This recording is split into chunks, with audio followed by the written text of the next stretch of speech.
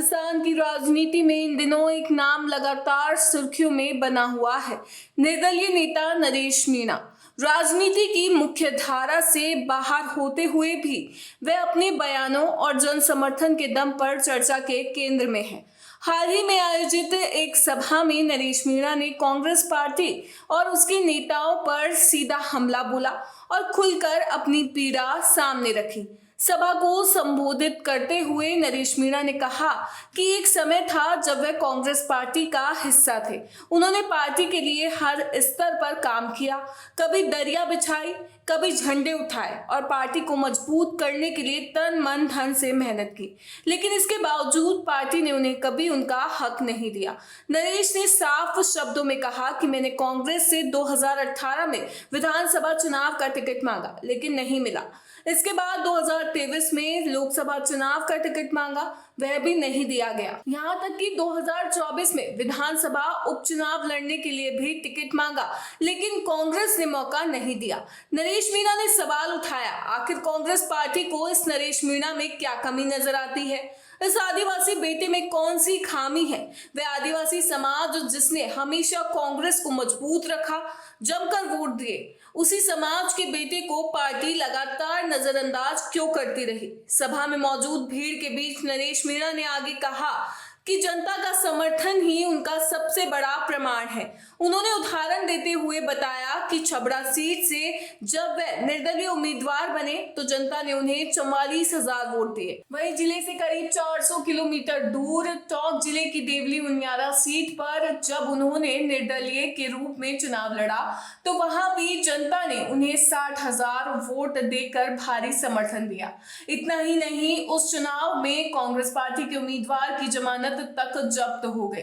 नरेश मीणा ने तंज कसते हुए कहा, कांग्रेस को पता नहीं इस नरेश मीणा में क्या कमी नजर आती है, लेकिन जनता का प्यार और आशीर्वाद इस बात का सबूत है कि मैं किसी से कम नहीं हूं। ये वही जानता है जिसने मुझे बिना किसी बड़े संगठन या पार्टी के समर्थन के इतना बड़ा जनादेश दिया। मैंने पिछले समय 2 चुनाव लड़े, उससे पहले मैं पार्टियों में रहा और विशेष रूप से मैं कांग्रेस पार्टी में पैदा हुआ, कांग्रेस पार्टी में रहा।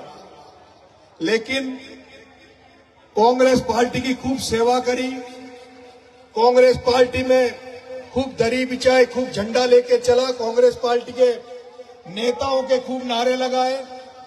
लेकिन उस कांग्रेस पार्टी में, जिस कांग्रेस पार्टी को हम लोग जो आदिवासी समाज, जिस मीणा समाज से मैं आता हूं, वो मीणा समाज, वो आदिवासी समाज जिस कांग्रेस को पूरी ताकत से, पूरी ऊर्जा से, पूरी एनर्जी से वोट देता है, कांग्रेस को जिंदा रखता है, कांग्रेस का नारा लगाता है, उस कांग्रेस में उस आदिवासी समाज के इस नरेश मीणा इस बेटे ने पहले 2018 में टिकट मांगा, फिर 2023 में लोकसभा का टिकट मांगा, फिर 2024 में विधानसभा देवली उनियारा का टिकट मांगा।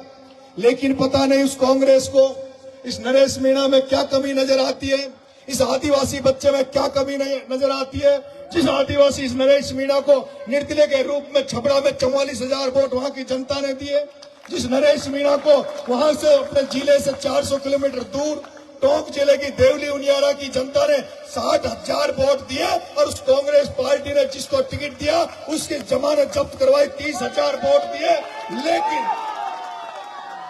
लेकिन पता नहीं उस कांग्रेस में क्या कमी नजर आती है नरेश मीणा में।